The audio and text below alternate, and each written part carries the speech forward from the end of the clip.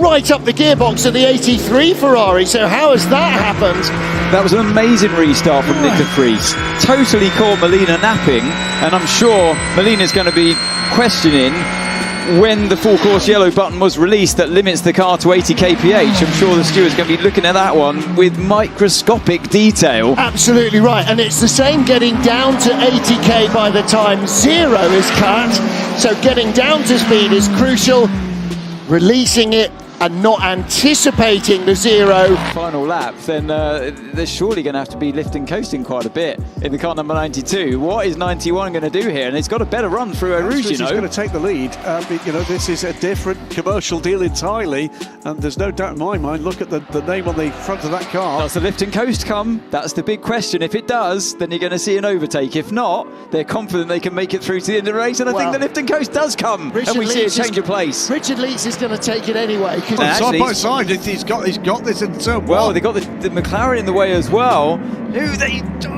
That was so close. I wondered if for a moment, that's such a difficult camera angle, that one, to see what's going to happen.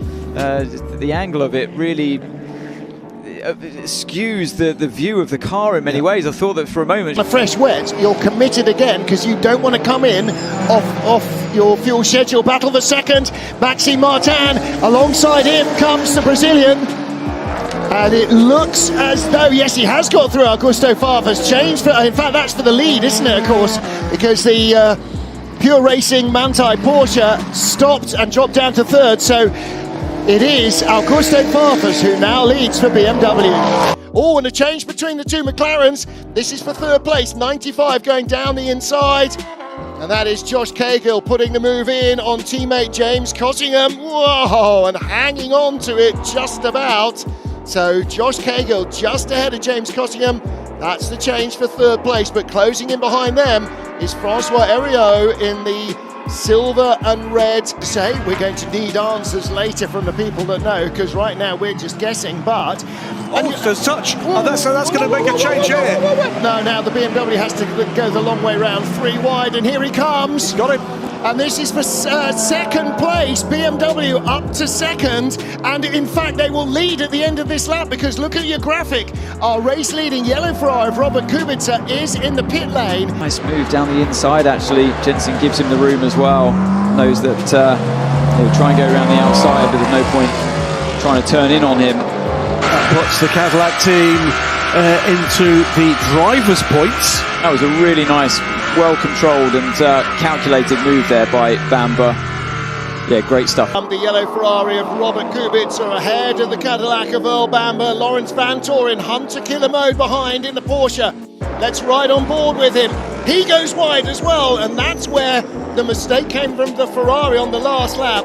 He made less of a mess of that. He knew he was going to run wide. Behind them, Mick Schumacher in the Alpine. There's the seconds faster than anyone. The last lap. Oh! Estra made a small mistake going through Indianapolis. That allowed Pierre Guidi to make the run on him down towards Arnage. That Porsche is not as quick as the Ferrari, but it's very wide. I guarantee there was a radio message going, he hit me. Yeah, we saw it, Kevin. Yeah, here comes the Ferrari. He's got a run on Esch. And a little bit of afters, and here we go again. Back on the inside goes Est. He had the line for the corner. As I say, that might not be the quicker of the two cars, but Kevin Est has mega racecraft, and he is not going to give this up without a fight. He's also got that McLaren to sweep round the outside of. Job done. Ferrari goes through as well. Pierre Guidi determined not to lose any time at all, and they're absolutely on the limit here. Out of Arnage, is it that the Ferrari's got that little bit more advantage? Don't forget that over 190 kph, which is out of most of these corners, the Ferrari's hybrid is driving the front wheel as well, so it's giving him a different sort of accelerative performance to the hybrid in the Porsche that's driving the rear only. But here he comes. He's going to be on the racing line, on the clean bit of the track, cuts across the nose of... Still on, maximum attack. And he's about to have a go at the Porsche, which almost trips over the Ferrari, and he's done it on the inside. Brilliant opportunistic move. Giovinazzi uses the traffic, read that beautifully. Close battle going on here. He's got the jump on the Ferrari. He's going to get the second place away from the 50 Ferrari. Nick de Vries with a phenomenal restart straight by him, and just going... It was a pretty much disastrous. That's a change. Brendan Hartley going by the number 6 Porsche. Yeah, for 6th. So he's ahead of Andre Lotra, and a pit stop for the number 5 car, Matt Campbell. It's a mistake by Lotra into turn 12, opened up the opportunity for Hartley, and he's done a brilliant switchback here. Lottery defended on the inside. Look at that. The open door on the right hand. And Masson back on the inside as they climb up through 13 and 14.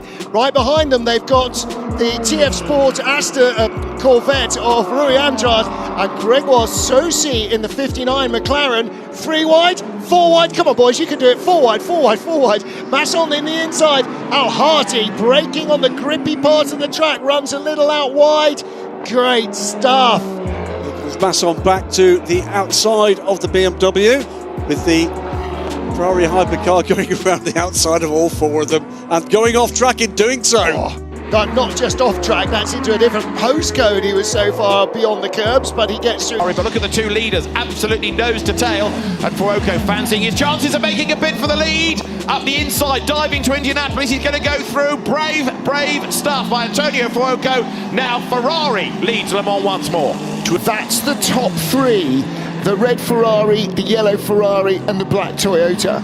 4 hours of racing to go. If they were this close 2 hours into a standard WEC race, we'd think, oh, this is a great lead battle. On the outside. Buemi, has he got enough heat? He's got it. He's got it. Oh, does he stay there? Can he avoid running wide? He can. So he moves up in a second ahead of Robert Schwartzman. And the tyres apparently are what let Robert Schwartzman down. I'm not sure how long they've been on the car, but...